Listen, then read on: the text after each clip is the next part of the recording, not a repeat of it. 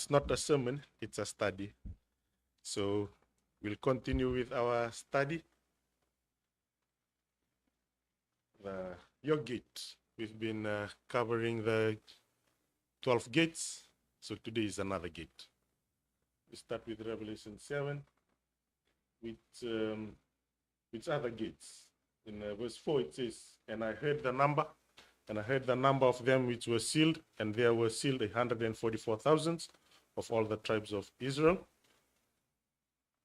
And they are not the 12 that were born of Jacob, but this is the 12 that is on the gates of the New Jerusalem.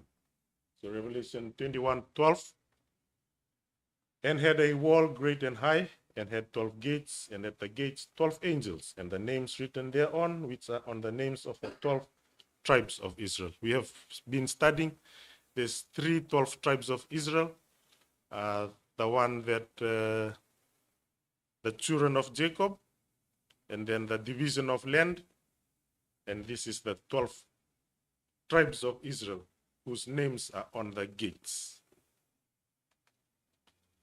So just the family background, Jacob's wives. Today it should not be practiced, but unfortunately it is, but it happened then. To Leah, he had 6 children. To Leah's 7, he had 2, and to Rachel's 7, he had 2, and to Rachel, Jacob had 2. We've studied a few gates, a few of the Jacob's, the 12 gates, but today we'll start from Genesis 31. It says, and when Rachel saw that she bare Jacob no children, Rachel envied her sister and said unto Jacob, give me children, or else I die. And she said, in verse 3, behold my maid Bilhah, go in unto her, and she shall bear upon my knees, that I may also have children by her. So Rachel is giving Jacob her servant, and we've seen from the family history, Jacob did not say no. He said, okay, you wanted me to do that? Okay. But there's always consequences. We read on verses 4 to 6. And she gave birth, and she gave him Bilhah, her handmaid, to wife. And Jacob went in unto her, and Bilhah conceived, and bare Jacob a son, the first son. And Rachel said, God hath judged me, and hath also heard my voice, and hath given me a son. Therefore called she his name Dan. And Bilhah, Rachel's maid, conceived again, and bare Jacob's second son. And Rachel said, with great wrestling have I wrestled, and my sister and I have prevailed. And she called her name NAPHTALI. Today's gate is on NAPHTALI. We missed then, which was Bilhah's first son, Jacob's 5th. Anyone knows why?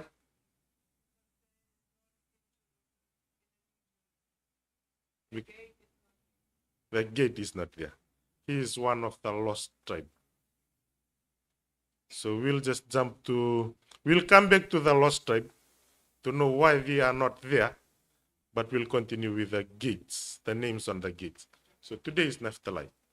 Today is NAPHTALI. So we'll start with Jacob's blessing. NAPHTALI is a hind let loose. He giveth goodly words. Most of the children of Jacob were blessed 2 times.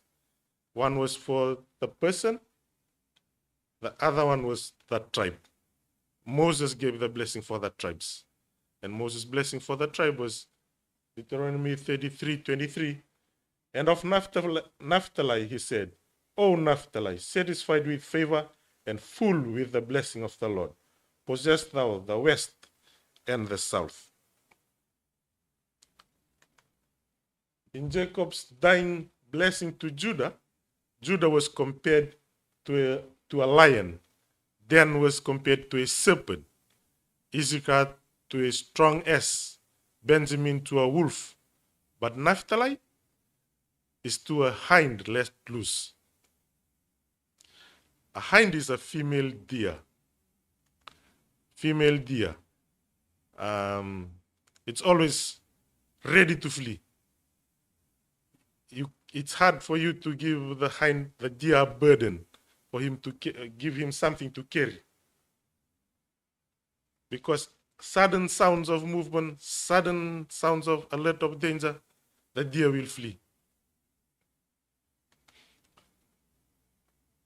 The hind, they are alert to danger and will respond quickly, usually by running away or seeking cover somewhere. That's what the deer does. So sudden movement, you see on the photo, the deer has its head up and it's looking. Even when it's feeding, it's still ready to flee. One common response to persistent disturbance is for deer to change their behavior by avoiding busy times, places, or becoming nocturnal. So they go out at night when there's no one there or something like that, when it's not busy. So their response to when they come through danger or a situation is to change their behavior. So they change their setting or something. Naphtali are a people that are alert and flee quickly from situation, that they feel that they are in danger or something that makes them not feel well at where they are. So sometimes our spiritual journey is the same. We are coming to God because we want God to save us. But we are unwilling to match up with God's will. God says to us, don't eat certain foods. It's clear. But because of our unwillingness, oh, it tastes nice. It's good. I still can't leave it. Okay. But God wants you to leave it. Some of us may be like this in our spiritual journey. As soon as we encounter some biblical teaching that does not go according to our will, we flee from it. We are not ready to adhere to what God has shown us. If we are not ready, where will we go?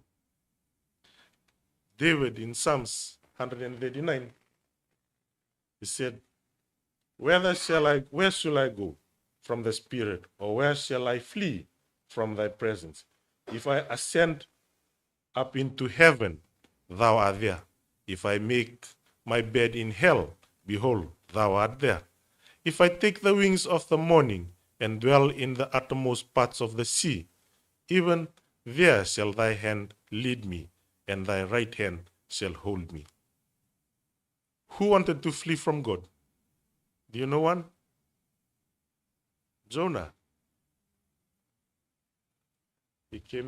God told him to go to Nineveh. He had money in his pocket. He went down to the wharf, paid his fare. I'll flee from God. Where did he end up?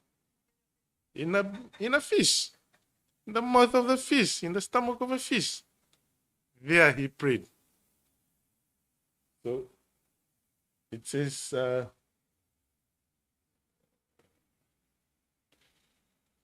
uttermost parts of the sea.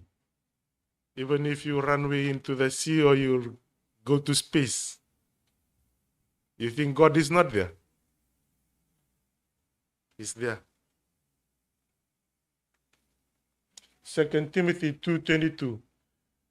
Flee also from youthful lust, but follow righteousness, faith, charity, peace with them that call unto the Lord out of pure heart. So sometimes it's because of our lust and our ourself that we still can't give it up. Our old ways, we still can't give it up.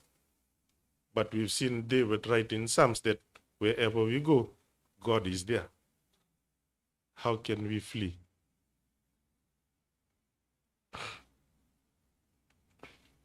Romans 5:3-4 says, and not only so, but we glory in tribulation also, knowing that the tribulation worketh patience, and patience experience, and experience hope. Because it is difficult right now to follow God, we tend to flee, we tend to run away. But Paul in Romans, he said, experience tribulation, knowing that tribulation worketh patience, and patience experience, and with that experience, hope. Why are we running away? Why are we running away? Because that experience will give you that hope that Jesus is there. God is there to help you. Going back to Naphtali. Naphtali indicates a character quite different from Issachar, crouching down between two burdens, or Judah with his kingly power. Yet Naphtali has precious gift that everyone may covet. He giveth goodly words. It's difficult for most of us to have goodly words. We tend to say a lot of things that is not good. It does not bring a person up. It does not uplift a person. But good words, in Proverbs 16:24, it says, pleasant words are as honeycomb, sweet to the soul and honey to the bone. Words, it says, goes right to the bone. So if you cut a person, maybe when a person is hit, sometimes it doesn't reach the bone. It's just on the flesh. But words, good or bad, it goes inside. It hurts. It touches you. But Naphtali, he giveth goodly words. That was one thing that Naphtali had, which was good. The gift of speech in Testimony for Churches, volume 6, page 337. The gift of speech, of all the gifts that God has bestowed upon men, none is more precious than the gift of speech. Because it can uplift and also it can destroy. God's amazing grace. Many do not show a thoughtful care in their choice of words. Too often, fretful, impatient words are spoken, words which stir the most passions of the human heart. Such ones need the abiding presence of Christ in the soul. Only in His presence, only in His strength can they keep guard over the words and action. Words are very important. Like I've been mentioning, it can bring up and it can destroy too. Matthew 12:34, it says, for out of the abundance of the heart, the mouth speaketh. So we have to be careful. It's words, but it's coming from your heart. Sometimes we just have a quarrel with someone. You tend to speak out words. You are showing your character. Ephesians 4:29. Let no corrupt communication proceed out of your mouth, but that which is good to the use of edifying, that it may minister grace unto the hearers.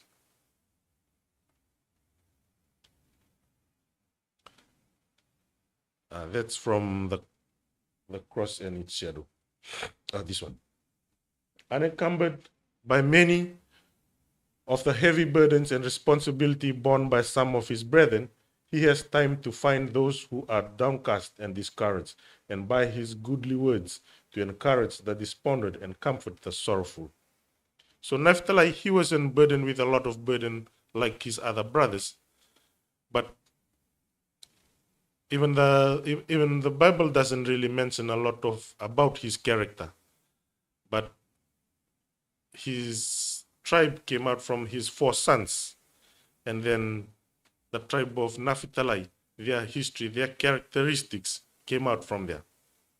But about Naphtali, the person, not so much. But this is what he had. He had good words, goodly words, that when he spoke things to people, it uplifted them. It gave them more hope, so that they would do something good, not for themselves only, but for others too. So Naphtali had goodly words. Proverbs 25:11 and 12, it says, a word fitly spoken is like apples of gold in pitchers of silver. As an earring of gold, an ornament of fine gold, so is a white reprover upon an obedient ear. Naphtali does not represent an unruly tongue that is set of fire of hell. James 3:5 and 8.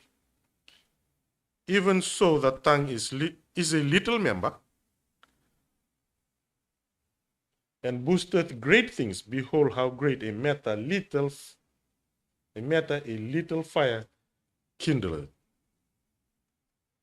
And the tongue is a fire, a word of iniquity. So it is the tongue among our members that is defileth the whole body, and setteth on fire the course of nature, and it is the set of fire of hell. We have pets, eh? Most of us have pets. You taught it to sit. You taught it to lie down. Men have even taught birds. Men have taught birds. For every kind of beast and of birds and of serpents and of things in the sea is tamed and have been tamed by mankind. But the tongue can no man tame. It is unruly, evil, full of deadly poison. So be careful what we say, because it's just a very small part of your body, but it can build up. It can also destroy. Ephesians 4:22, that ye put off concerning the former conversation the old man, which is corrupt according to the deceitful lust, and be renewed in the spirit of your mind. 29, let no corrupt communication proceed out of your mouth, but that which is good to the use of edifying, that it may minister grace unto the hearers. Even as Christians, we still fall in this category that we cannot control the tongue. Sometimes it's just very hard. But if we are coming to God, and God is saying, do this in very plain, simple language to us. Why is it still hard? Why are we still finding it difficult to do it? Most often we can talk about something bad about a person. Why? We can control that tongue that God said, don't do that. Small part of our body we can control. Matthew 12:37, for by the words thou shalt be justified, and by the words thou shalt be condemned. For in many things we offend all. If any man offend not in word, the same is a perfect man, and able also to bridle the whole body. So we should pray to God. In Psalms 14:1 and 3, set watch, O Lord, before my mouth. Keep the door of my lips. Although we are Christians, although we are here, we know the truth, we should still pray this prayer. O Lord, before my mouth, keep the door of my lips. God should still hold you. Because remember, out of the abundance of the heart, the mouth speaks. NAPHTALI, if sanctified by the Holy Spirit, it is the power of good. It is with the tongue that we conceive and persuade. With it we offer prayer and praise to God, and with it we convey rich thoughts to the Redeemer's love. By a right use of the gift of speech, the canvasser can sow the precious seeds of truth in many hearts. It's from Ellen G. White, God's Amazing Grace. So it's a big thing, that tongue of ours. We should try to control it. So let no one think that because NAPHTALI spoke goodly words, that he represented a light, unstable character. For in the great typical battle of Medigo, NAPHTALI were a people that jeopardized their lives unto death in the high places of the field. So they gave their lives. Even though they are a good speaker, they were a good speaker, they still stood up in times of difficulty. They still stood up. In Judges 5:18, Zebulun and NAPHTALI were a people that their lives unto the death in high places in the field. They gave their life. I'll have it later in the presentation where the land is, where the land that was given to them, but they were like entry point for Assyria, and they stood their grounds until later. They were deemed to conquer or die, and therefore plunged into the thickest of battle. The cause of God was more precious to them than life, and they did not shrink from fighting in high places of the field, exposed to fiery darts of the enemy, if the success of the battle demanded it. So when it mattered, they stood up. For the cause of God, they stood up. For that, there will be 12,000 of the tribe of NAPHTALI, that throughout all eternity will follow the Lamb wheresoever he goeth. 12,000 that during their probationary life on this earth spoke goodly words, and in difficult places fearlessly stood firm at their post of duty, ready to sacrifice their lives rather than to compromise the cause of God. They knew how to speak, and they were ready to sacrifice. They knew how to speak, and they were ready to sacrifice.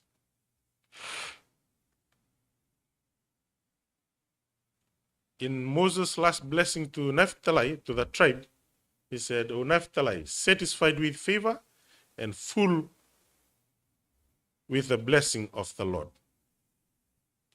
That's in Deuteronomy 33:23.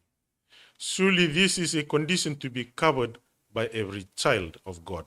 Satisfied with favor, the Lord greatly favors everyone whose sins are forgiven. But how often we are dissatisfied and impatient, and to go through life with down faces.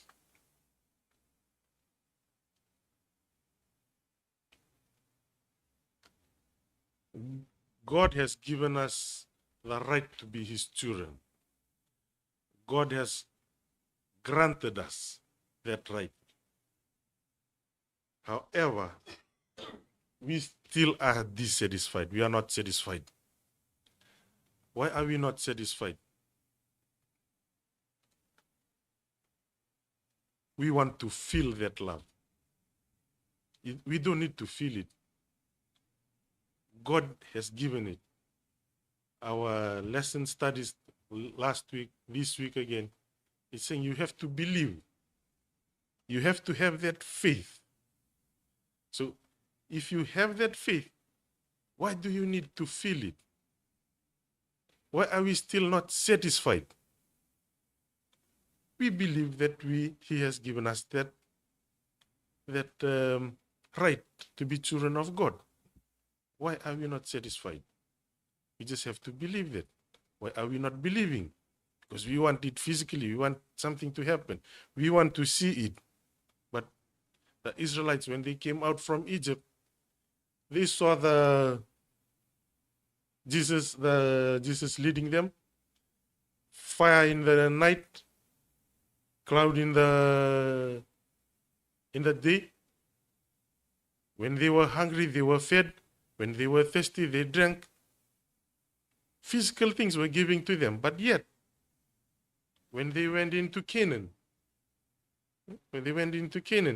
two reports came back. One said, no, we can't do that. Why? God was with you. Why couldn't you do it? And that's the same for us today. God is with us. We should not be not satisfied.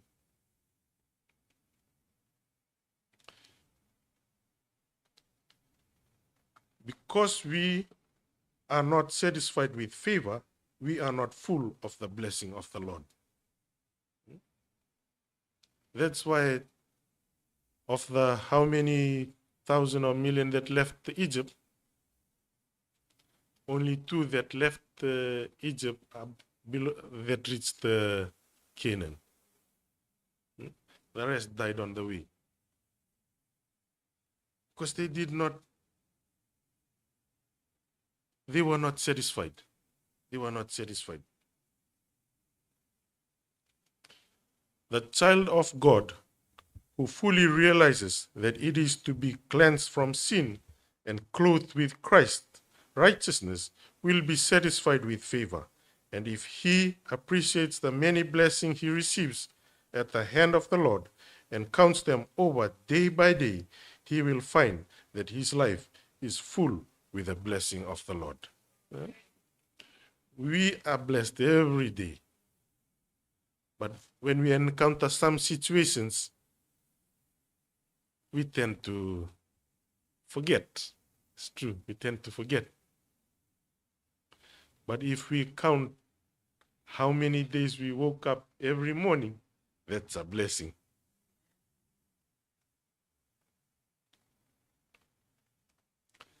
NAPHTALI joined with the rest of Israel in crowning David king at Herod, and the record states that with other northern tribes they brought large quantities of provisions to Herod at that time.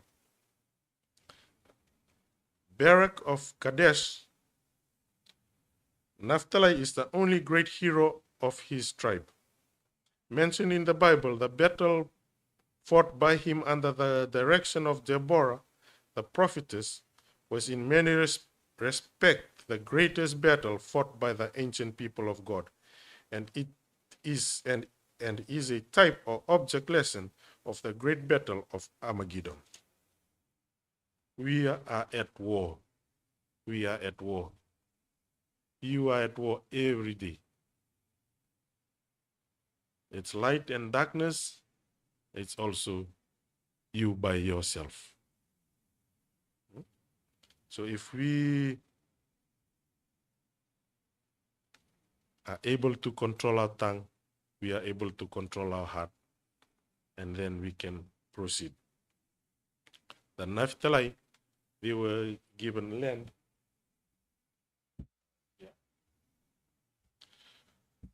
So the northern boundary there was Assyrians, and they entered there most of the time.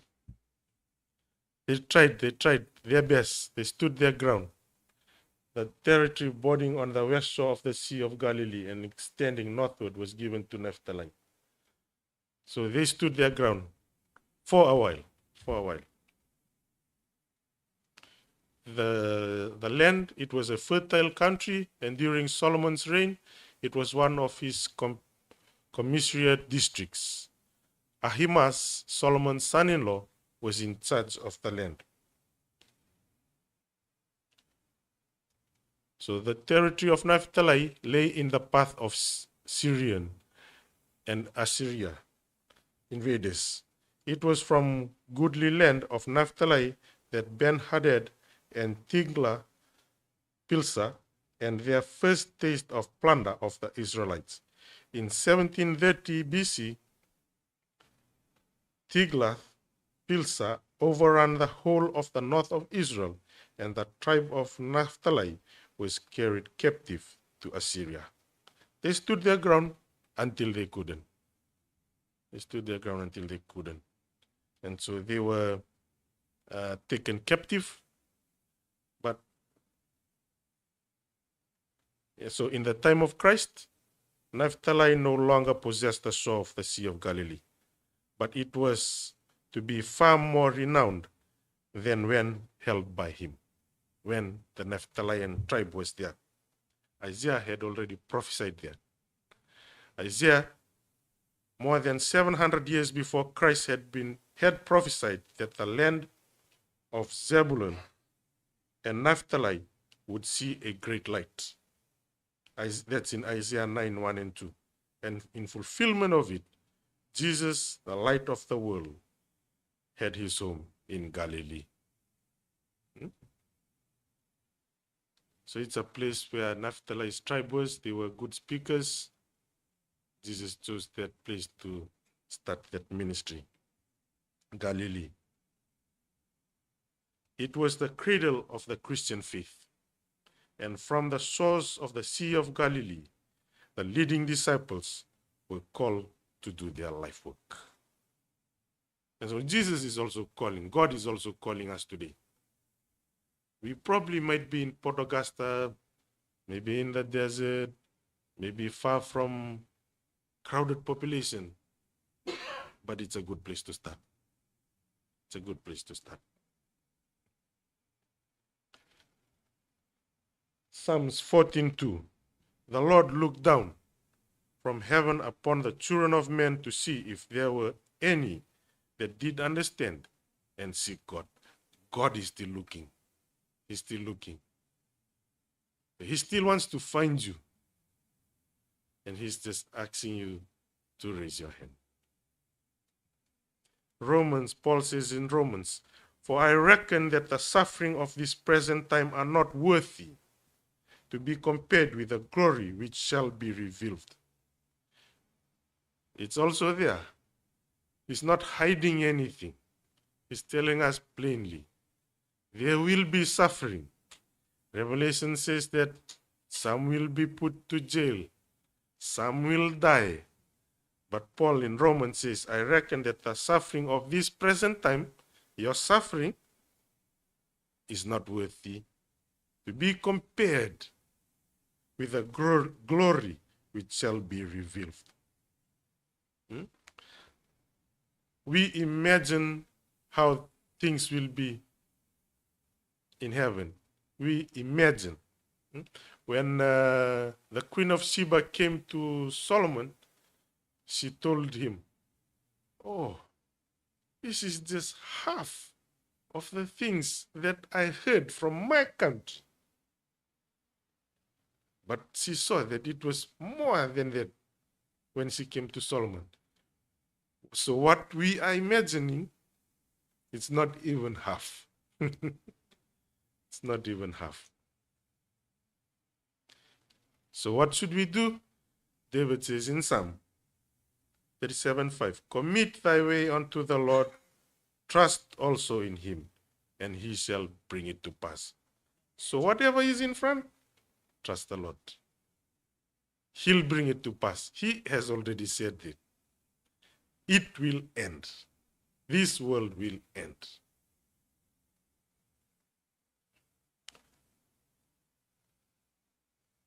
Psalms 51:10 should be our prayer too, because to help us control our tongue, Psalms 51:10, create in me a clean heart, O God, and renew a right spirit within me.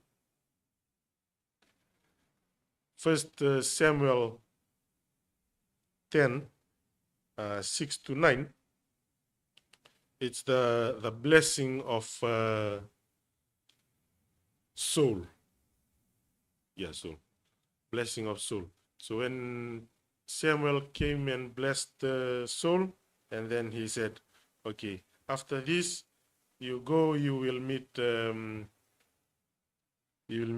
people. They will be with an ass. And then you will meet 3 people. And one will be carrying his children, one will be carrying bread, one will be carrying wine. They will give you bread, they will give you wine. And then you will meet a group of people. They are prophets. They will be prophesying. Stay with them. And then 1 Samuel 10:9,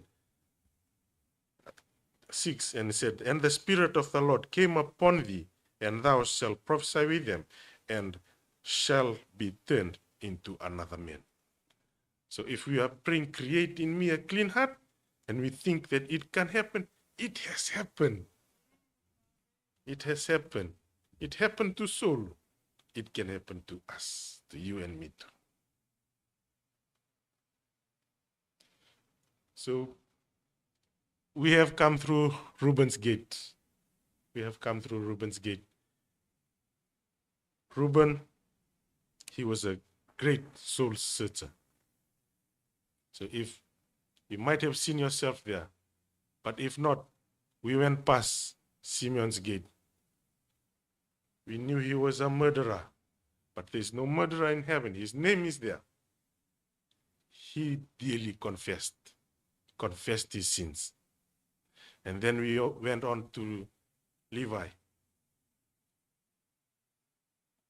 Levi, when it really mattered, he stood in that grounds, and when God said, all that, not that, take them away, he did it. He followed God's command to the letter. And then we went on. We went to Judah. He was a leader in his character. He was a leader in his character. Today we are in NAPHTALI. We have gone past 5 gates. So if you think you have seen yourself there, you've seen the requirements to go through that gate, because remember, there's only 12 gates. There's only 12 gates. To go to heaven, you will enter one of the 12 gates. You will enter one of those. And those 12 gates are all characters that each of us will possess. You might have some of this, some of that, some of that, some of that. But remember, only one gate. You will only enter one gate. So I'd like to end today with this verse from Maranatha, Ellen G. White. Position does not make the man. It is Christ formed within that makes a man worthy of receiving the crown of life that faded not away. So it won't be position. It doesn't matter that I'm rich or I'm poor. It doesn't matter that if I'm a prime minister or the president or just a commoner. Doesn't matter. It doesn't matter if you're from here or you're from there. If you own the land or if you don't own the land. Doesn't matter. Nothing of that matters. Doesn't matter. It's just if it is Christ formed within that makes a man worthy. So Christ in you.